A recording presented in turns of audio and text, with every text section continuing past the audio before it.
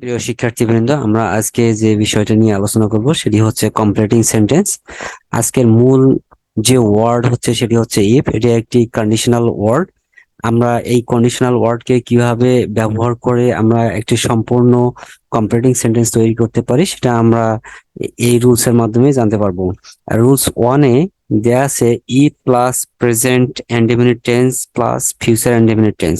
প্রিয় শিক্ষার্থীবৃন্দ, তোমরা দেখতে পাচ্ছ যে এখানে ইফ এটা একটি কন্ডিশনাল ওয়ার্ড। ইফ দিয়ে যদি কোনো সেন্টেন্স শুরু হয় এবং ইফ এর পরে যে সেন্টেন্সটা হবে সেটা হবে প্রেজেন্ট ইনডেফিনিট টেন্সে, এবং পরে আমরা যে সেন্টেন্স দিয়ে কমপ্লিট করব সেটা হবে ফিউচার ইনডেফিনিট টেন্স। প্রিয় শিক্ষার্থীবৃন্দ, আমরা এখন নিচের এক্সাম্পলে দেখতে পাচ্ছি ইফ ইট রেইনস।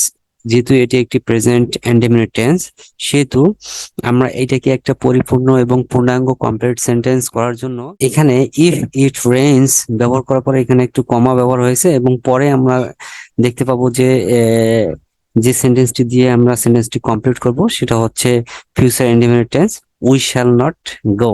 অর্থাৎ প্রথম সেন্টেন্সের সাথে ফিউচার টেন্সের মাধ্যমেই আমরা একটি পরিপূর্ণ সেন্টেন্স তৈরি করে ফেলেছি। নিচে আমরা দেখতে পাচ্ছি ইফ ইউ ওয়ান্টস, এটিও একটি প্রেজেন্ট ইনডেফিনিট টেন্স এবং কন্ডিশনাল ইফ ব্যবহার করা হয়েছে। নেক্সটে আমরা দেখতে পাচ্ছি I shall help him.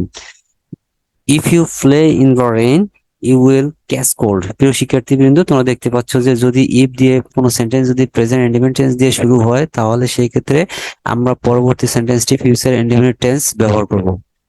Next আমরা দেখতে পাচ্ছি রুল 2-তে if plus past indefinite plus subject plus would or could plus verb present form. প্রিয় শিক্ষার্থীবৃন্দ, ইফ এর পরে যদি সেন্টেন্সটি পাস্ট টেন্স হয় তাহলে পরবর্তীতে আমরা সাবজেক্ট ইউজ করব এবং উড অথবা কুড ব্যবহার করে এবং ভার্বটাকে প্রেজেন্ট ফর্মে করে ফেলবো।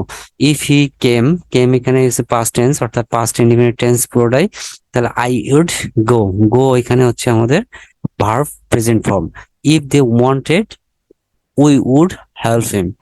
If I had a typewriter, I would type the letters. প্রিয় শিক্ষার্থীবৃন্দ, এখানে প্রত্যেকটা সেন্টেন্সেই পাস্ট টেন্সে দেওয়া আছে, ফিউচার ইন দা পাস্ট টেন্সে করা আছে প্রিয় শিক্ষার্থীবৃন্দ।